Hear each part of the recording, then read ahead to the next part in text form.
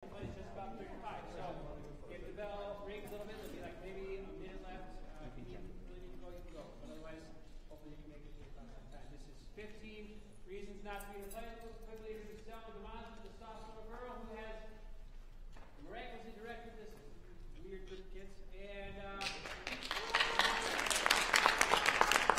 all the CA is done by students, and I just kind of helped advise it and just gave them space and time to play. So, without further ado, 15 reasons to not be in a play.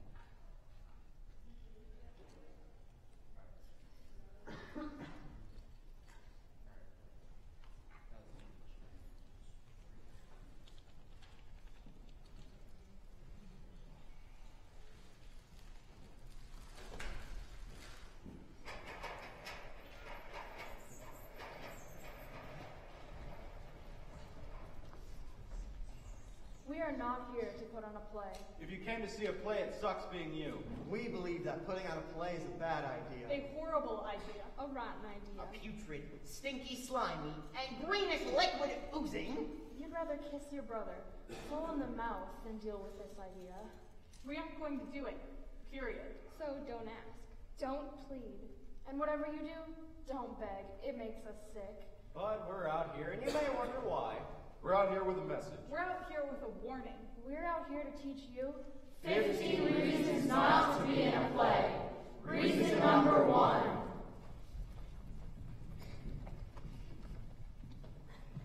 Plays suck! Reason number 2. When you were in 2nd grade, you had a teacher named Miss Griswold.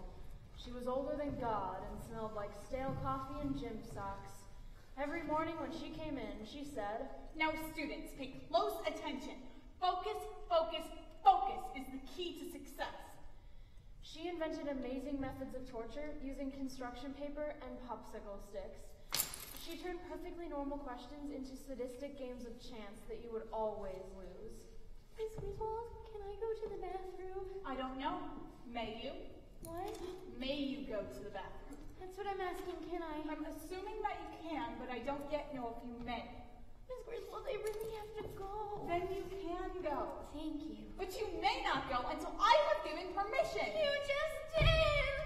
By that time, you had either made a puddle on the floor or had run out in desperation. A crime you paid for by writing, I will not run out of the room in desperation, 7 million times on the board with her breathing on you until you got it done. Miss Griswold. Miss Griswold. You had Miss Griswold, and she decided to put you in a play. You were only in 2nd grade, still in your formative years. The play was about loving the earth, and you spent weeks with your hands in papier-mâché trying to put together the costumes and the props. Only 7 years old and so terribly impressionable. It was a play Miss Griswold wrote and had lines in it like, If we don't get busy and plant all those seeds, the earth won't be able to meet all our needs. No, no, Emily, put more emphasis on the word needs. I want you to really experience that word fully. I want you to taste it in your mouth. Do you understand? Say needs. Needs. Say it like you mean it. Needs. Say it like it is the most important thing in the world for you to say the word needs. Needs. Emily, say it like I am going to take you home and throw you in a hot oven if you don't say it right. Needs, needs. Much better. you were small for your age. Everything was so intimidating to you, especially Miss Griswold. Miss Griswold. She made you put on a tree costume. It itched like you had lice all over your body. When you tried to turn your head, you faced the inside of the tree and couldn't see. Miss Griswold, I can't Now, see. how are you going to say the word needs? With feeling, with passion. I don't want to go in your oven. Stop crying. Where is my head of broccoli? You were small and overwhelmed in a huge, overwhelming world, and she shoved you in a tree from which you couldn't escape. You could barely walk because the tree trunk was so small. You had to take tiny steps just to keep your balance. Only 10 minutes into the play, Jessie Givens, who was dressed as a skunk, bumped into you. You fell. At age 7, in 2nd grade, you fell down and down and down until your short, unhappy life flashed before your eyes. You lie on the floor for the rest of the play because your arms were trapped at your sides. Miss Griswold was whispering frantically from the wings. Keep going! Keep going! You will do it liquids. There's an audience out there. Don't you dare stop. No child should have to endure such trauma. No one stops the play to help you up, and by the second act of this 5-act epic called Mother Earth is your patient and you are the nurse, everyone had forgotten you were in the papier-mâché tree, and they started to sit on you during their scenes. Such stress. The papier-mâché buckled over your face, and you were sure your classmates dressed as skunks and chipmunks and flowers were going to come crashing through your costume and suffocate you. Hour after hour, you could only sit there and stare at your own bark as your classmates recited their horrible lines. Oh Earth, we love you like crazy. We're sorry we sometimes get sloppy and lazy. The tree is all around, like Maple Beach and Ash. Just shouldn't have to put up with all of our trash. When the play was finally over, and everyone had taken their bows and exited the stage, you were still left there, a fallen and forgotten tree, feebly calling for help. By the time your mother found you, you had given up and gone to sleep. And in that sleep, you had your first nightmare, where Miss Griswold was a giant tree with 1,000 play scripts hanging from her branches, and you couldn't run, you couldn't scream, you couldn't move. That dream came back night after night for weeks and months. Eventually, you have it less and less often, but every time you have it, even last week, you wet your bed. A classic case of post-traumatic stress syndrome, you poor, poor child. So anytime you hear the word play, you smell papier-mâché, and you see the inside of a tree, and you hear Miss Griswold's voice saying, Needs! Needs! And you walk away very, very quickly. Reason number 3. Plays take passion and devotion and commitment. You can't afford to expend any of these things on a play when Travis Thorburn is alive. Look at him!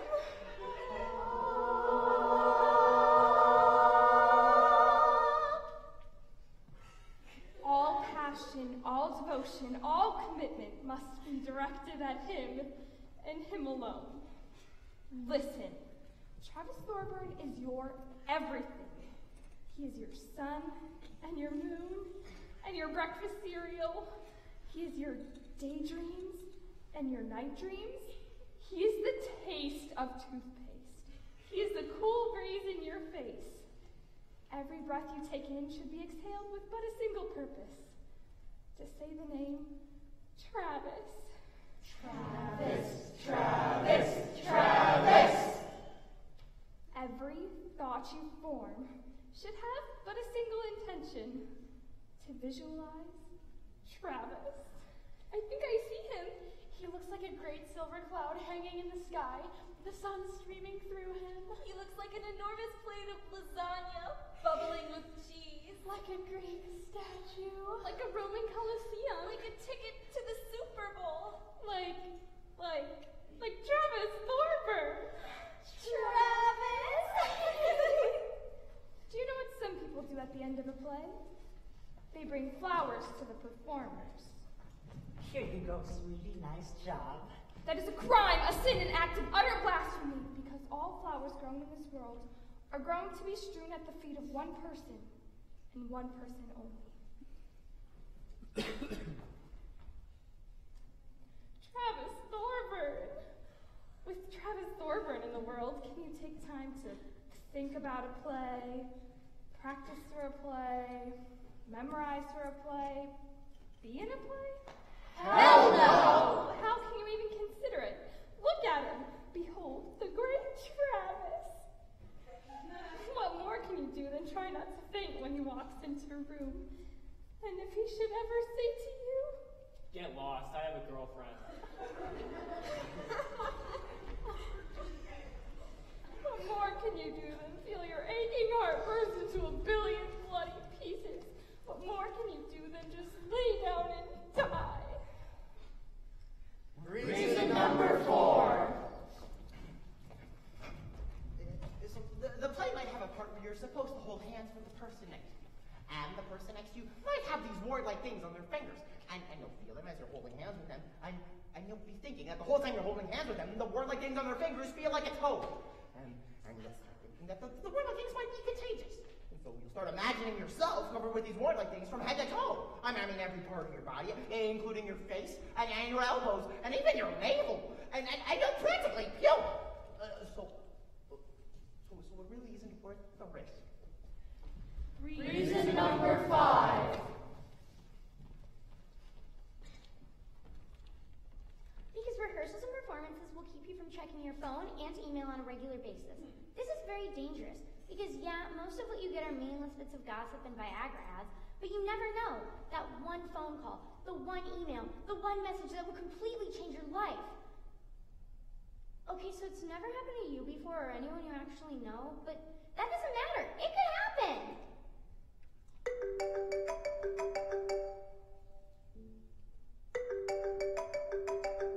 Hello? No, this isn't Karma's Tattoo Emporium. No, I do not want to get a tattoo there. Thank you. It could happen! Reason number 6. Because meteorologists tell us that the beating of a butterfly's wings in South America can trigger a chain reaction that can eventually cause a hurricane to form halfway across the world. We can expect sunny skies for the next 3 days. Absolutely gorgeous weather, with a tanning index of 10. Right now, our weather is dominated by a sweet, high-pressure system that should keep us happy for a good long time. Putting on a play with its lines and movements and all will generate a significant amount of wind and hot air. By consulting with their National Bureau of Weather Predicting Guides with their numerous large computers and clipboards, If we take the barometric pressure and divide it by the average rainfall of the 8th most arid region of the Sahara Desert, taking the inverse proportion of the geometric, isometric, idiosyncratic, quadratic equation, and 2 plus 2 equaling 4, I think it's going to be a nice day. and by consulting all the old people sitting on park benches coming tuna fish sandwiches. Remember back in '54 when we had that big hailstorm that took the roof off old McKibben's place? That wasn't in '54, you ninny. That was in '58. '54 was the year we had that ice storm that took the tree down next to the turpentine factory. Well, all I can tell you is we're gonna have good weather for the next couple days. My bunions ain't aching, and my scalp isn't itching. And my arthritis ain't flaring up. And by consulting with your stepbrother, who nearly almost passed his 10th grade of high school. No clouds. Guess I'll go outside today.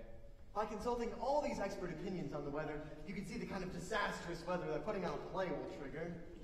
So if you've been planning on getting some vacation time, I suggest you certainly take it. Wait a minute. This just in. A sudden disturbance in the air will drastically change the forecast. Forget all that I just said. We've got a massive storm coming our way. Rain, snow, sleet, high winds, all are about to clobber us in less than 24 hours. Expect massive power outages. Now, normally, I would say panic. But in this case, panic! These numbers can't be right. According to the algorithmic confabulation of the 10th power of the 39th paradigm, and the square root of pi with the numerator, sometimes sucks on an ominous head. Putting the hard drive into overdrive, we can see that we're gonna get clobbered! Oh boy, I'm aching. Mother McCree, my bunions are about to explode! Feel that vein. Feel that vein in my forehead. That's a pulse like that since the winter of 02. Run for your lives, you old coots. Head for the bingo hall and crawl under its table if you know it's good for you. It's cloudy. I'll go outside. Mother Nature's fury unleashed, causing massive power outages. Fear, panic, trembling in the streets, weather-induced chaos and pandemonium, all because leader back with the biggest storm of the century has barely begun. The governor estimates damages will be measured in the billions of dollars, not to mention the untold lives we suffered. The nagging question, of course, is what could have caused this massive storm?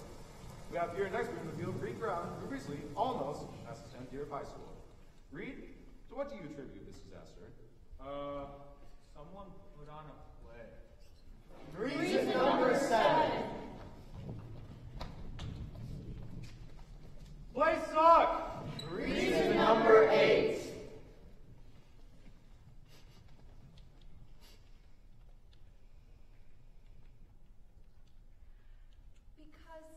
Because you're just too shy. You can barely get 2 words out in front of an audience. Whenever you have oral presentations in class, you just take a 0.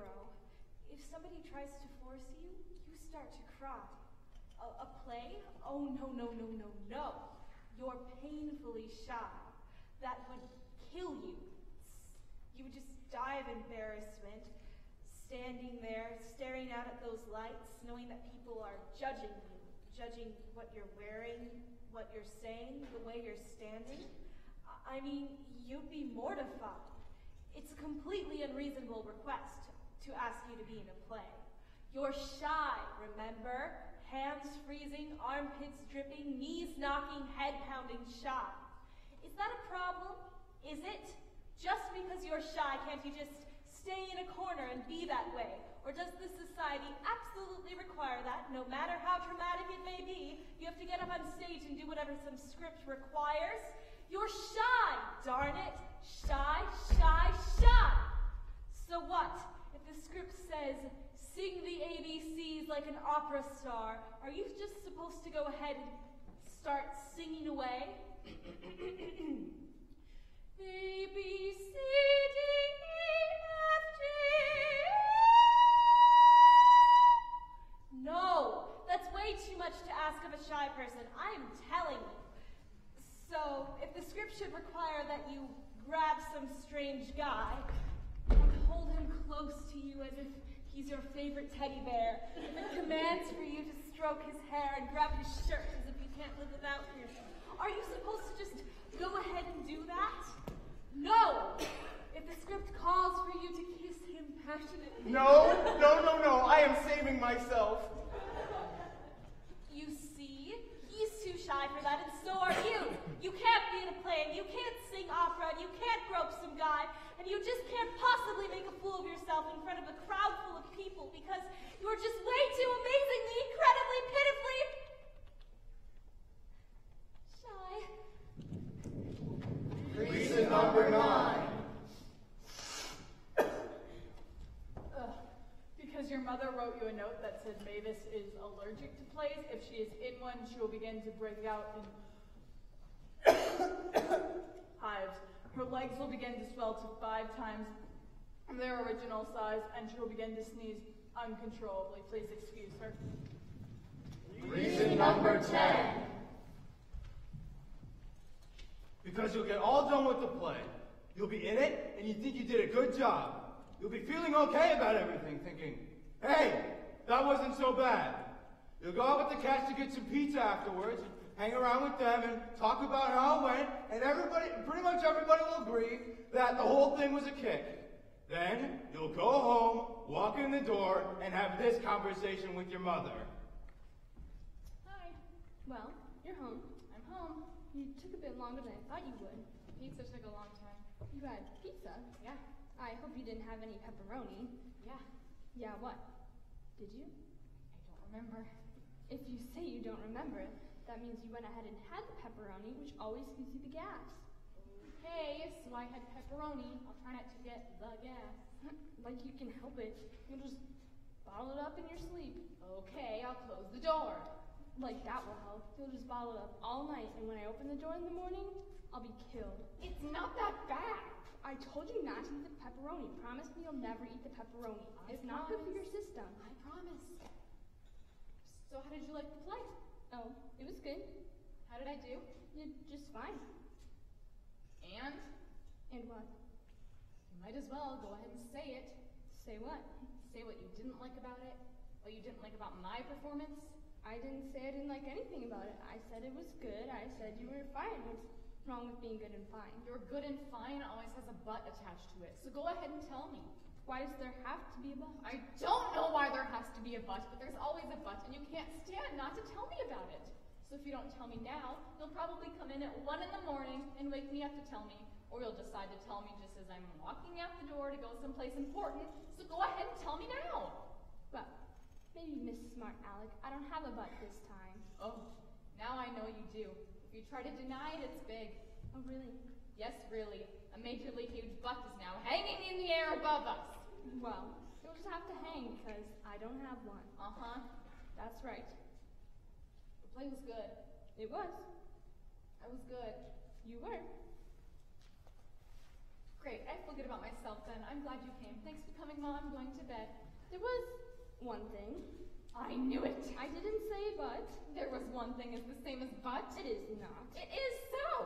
All right. Fine, it is. What do you want? Perfection? I'm your mother, a thinking human being, believe it or not. So when I come to a play or any other function, I just might have a criticism or two. Is that a crime? I'm so tired. So, go to bed. I'll tell you about my butt in the morning.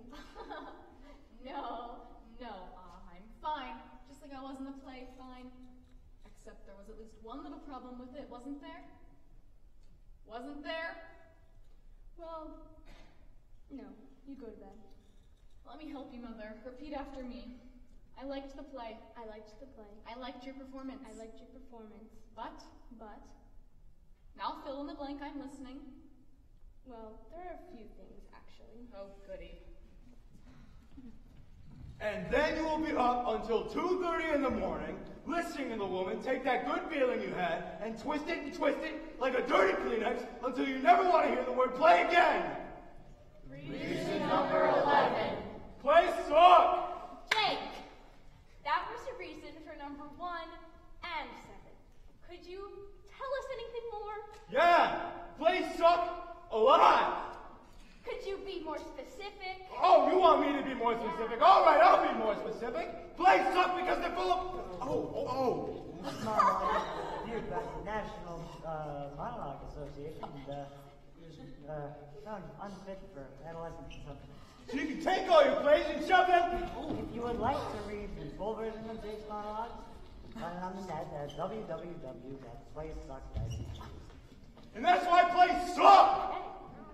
Reason number 12! Because you have a little brother, 3 years old. You watched him last night as your dad was trying to get him to eat his peas. Come on, sweetie, eat the little green things. They're good for you. No. You like these. You ate them all up last time. They'll make you grow big and strong. Here come the peas, honey. Open up. No. What's the matter? Why won't you eat them? Don't want yucky peas. They are not yucky. You like them. Why won't you eat the peas? Don't wanna. You have to eat the peas if you want some dessert. I don't want yucky peas. No. You watched your little brother throw a fit over the peas and thought, that's a beautiful thing. No reasoning, no logic, just pure reaction. Honey, why are you doing this? I hate peas. I hate them. Get that. What? Where? What? You think, wow, wouldn't it be nice to go back to that way of thinking? Somebody comes up to you and asks you to do something, and your first thought, for no reason at all, is no, I don't wanna. And you go with it. You should be in a play. No. Why not? Don't wanna. You used to like being in plays. Come on, it'll be fun. No. Why not? Don't wanna. I don't wanna because I don't wanna. That's no reason. Don't wanna. Everyone, Norma's being completely unreasonable. Come on, let's be in a play. No play. Stinky play. Yucky play. Wasn't that beautiful? Reason number 13. Because sometimes, when you're in a play, the makeup people tell you, a guy, you have to wear lipstick and blush. And they never have the right colors to offset your natural skin tone. Reason number 14. Though you cannot prove it, you suspect that you are the most important person in the world. Though you don't know why, you suspect that you're surrounded by spies and assassins whose only mission in life is to eliminate you. And everywhere you go, you catch glimpses of them scurrying around, watching you, observing you every moment of every day. Though you cannot prove it, you suspect that if you should let your guard down for even a second, if this silent, stealthy army of enemy infiltrators should catch you unawares and take you down, the consequences would be dire. Not only would your family suffer, but so would your community, your state, your nation. Your elimination would create a massive domino effect that would lead to the demise of the entire world economy. People would live on the streets and beg for scraps of food the world over if you are not absolutely and completely careful. Though you cannot prove it, you are almost certain that these insidious watchers are just waiting for you to be in a play. They are holding their breaths, fingers poised on triggers, eyes trained on sights for that one moment at the climax of a play when you forget that you are the world's most important person, and then poof! In an instant, it will be over. The devastation will begin. Though you cannot prove it, you are almost certain it will happen if you make the fatal mistake of being in a play. Reason number 15.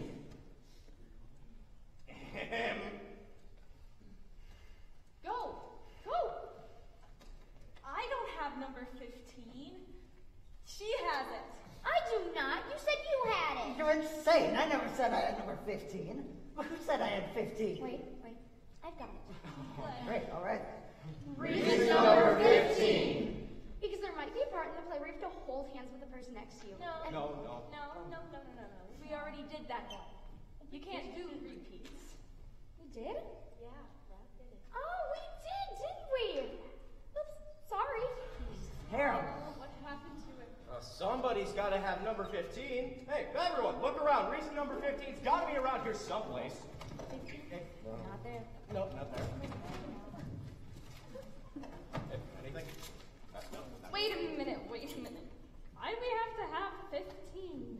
What's the big deal about 15? We have 14 good ones. Hell, 10 would have done the trick. Or 2 for that matter. Why not just leave it at that? We can't just leave it at that. We told them we had 15 reasons. We gotta come up with 15. Says who? Says your mother. What are you saying about my mother? All right, back off.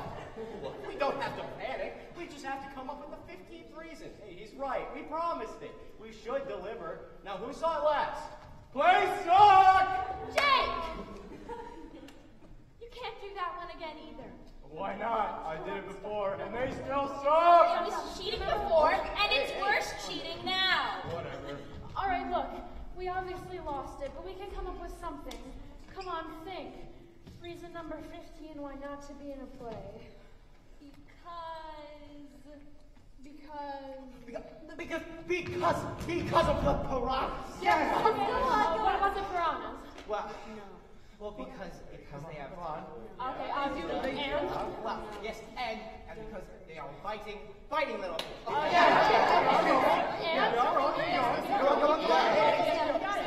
going. Yes. Keep going. Yes, the piranhas. Yes, what Yeah, about go on. the piranhas? Yes. You're so close. It's right there. I can tell you. It's right there. Why? I don't know. All right, keep trying. Reason number 15.